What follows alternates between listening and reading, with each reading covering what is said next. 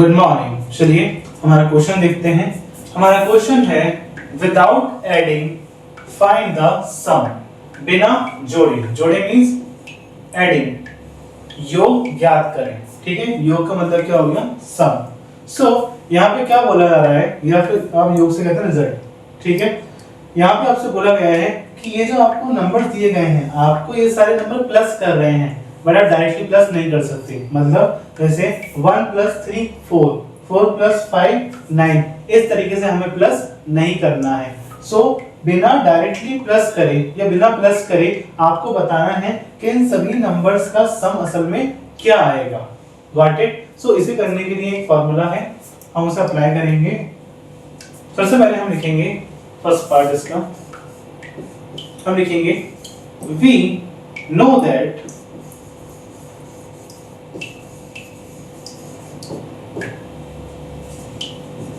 One plus 3 plus 5 plus 7 plus 9 plus 11 plus 13 plus 15 is equal to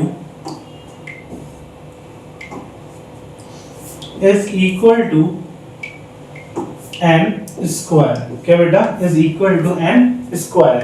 अब हमने इन सब number के इक्वल में n स्क्वायर कैसे लिख दिया?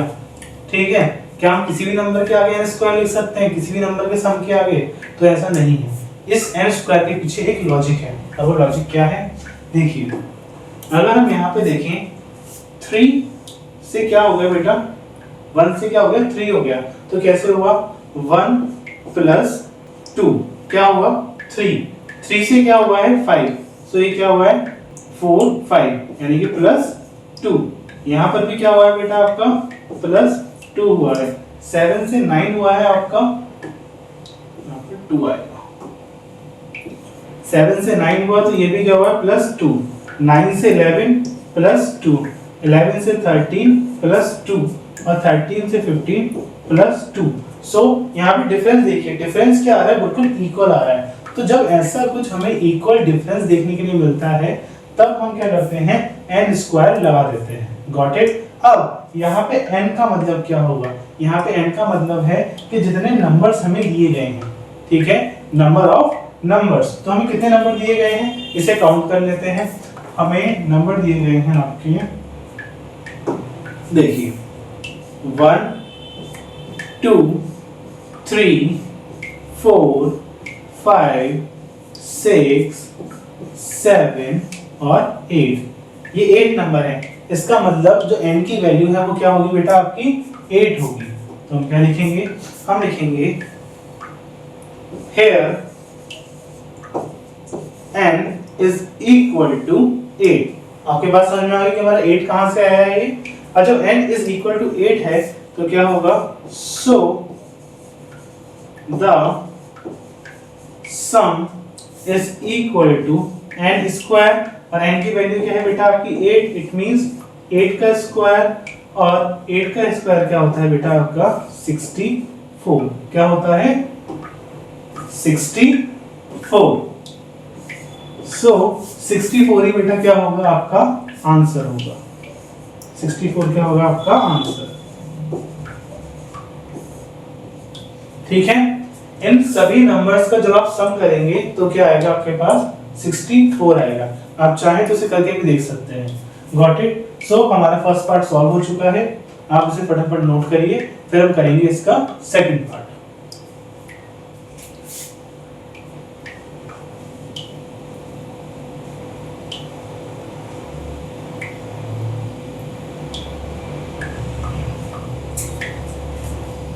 चलिए अब इसका सेकंड पार्ट नोट करते हैं। सेकंड पार्ट 29 तक है। ओके, सेकंड पार्ट हम इसका स्टार्ट कर रहे हैं। सबसे पहले लिखेंगे हम वी नो दैट, नंबर क्या थे हमारे? 1 3 5 7 9 11 13 15 17 19 21 23, 25, 27 और 29। इन सभी नंबर का सम क्या होगा आपका n स्क्वायर।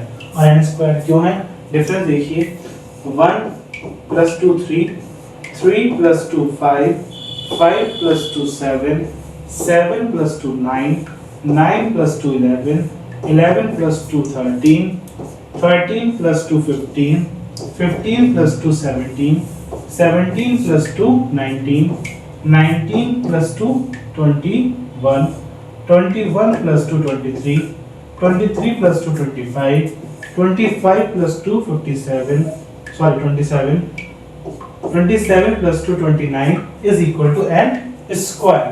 So n की वैल्यू फाइंड करने के लिए हम क्या करेंगे, हम देखेंगे number of n term. Got it. हमने इसे n स्क्वायर क्यों लिखा है इसके इक्वल में, ये हमारे क्या है, डिफरेंस क्या है आपका, इक्वल आ रहा है। अब यहाँ पे नंबर ऑफ n देखेंगे तो क्या है, 1 2 3 4 5 6 7 8 9 10 11 12 13 14 15। Got it. So number of n term क्या आ रहा है हमारा, 15। हम लिखेंगे आगे,